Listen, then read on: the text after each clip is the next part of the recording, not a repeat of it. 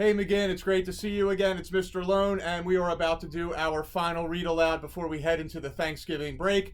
Hope everyone has a terrific holiday this coming 4 days. You get to spend a lot of time with family, with friends, and that you also get the chance to be appreciative for the things you have in your life.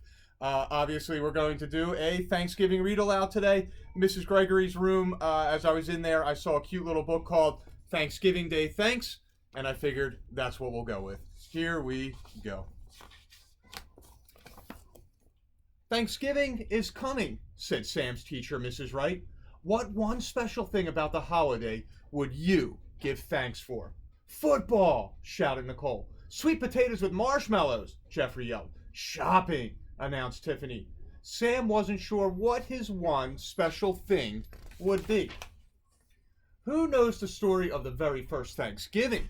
Asked Mrs. Wright. Sam's best friend, Mary Ann, knew.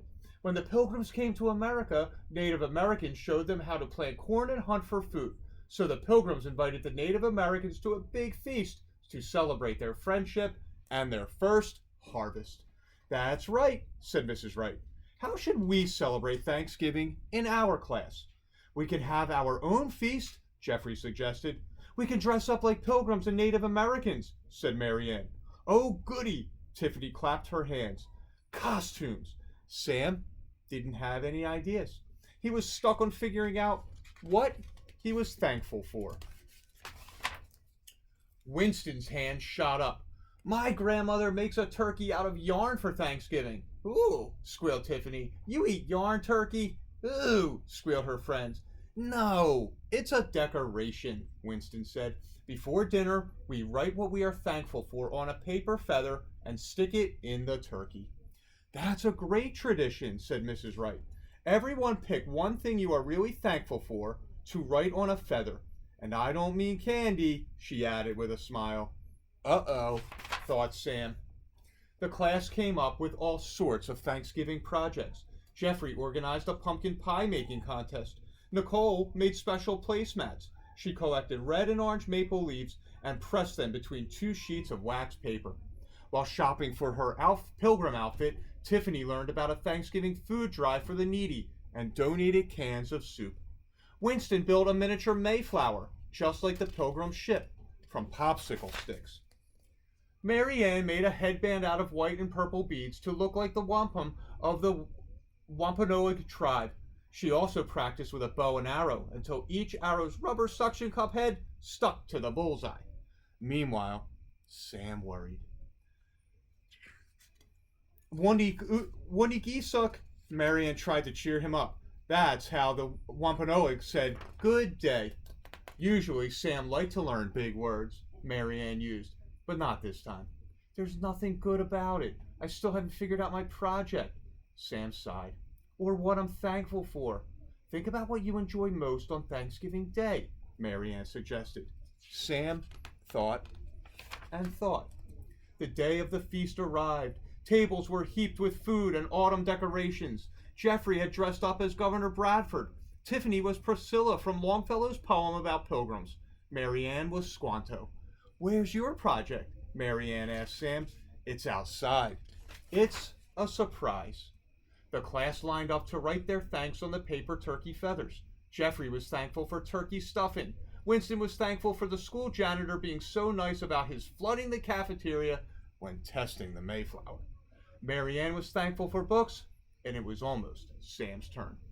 All of a sudden, a huge gust of wind rattled the classroom windows. A storm was coming. Oh no, Sam cried. My project! Sam dashed outside to a tree to untie his surprise, a bunch of enormous balloons. He fought his way back through the wind toward the classroom, sticking close to the school building. Everyone darted to the window just in time to see a big dog bopping by. Then a cat popped up, and a turkey, and a frog. It was just like the Thanksgiving Day parade on TV.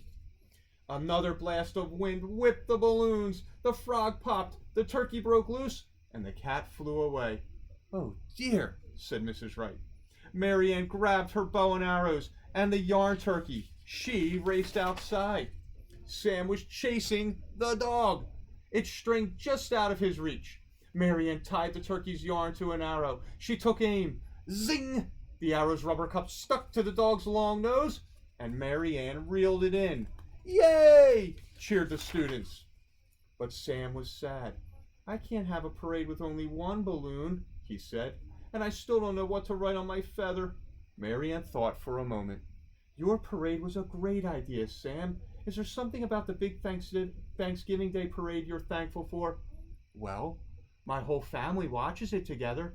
We drink hot chocolate and tell stories. Grandpa talks about going to New York City for the parade when he was little, and we laugh a lot. Sam smiled. Now he knew what to put on his feather. I am thankful for time with my family. Later, Sam wrote another feather and tucked it into Marianne's headband. I am thankful for best friends. And so, boys and girls, I love the little message of that, being thankful for those close, those who have special meaning in our lives, friends and family. You have a wonderful Thanksgiving break, and we'll see you back for some new read-alouds next week. Take care, McGinn.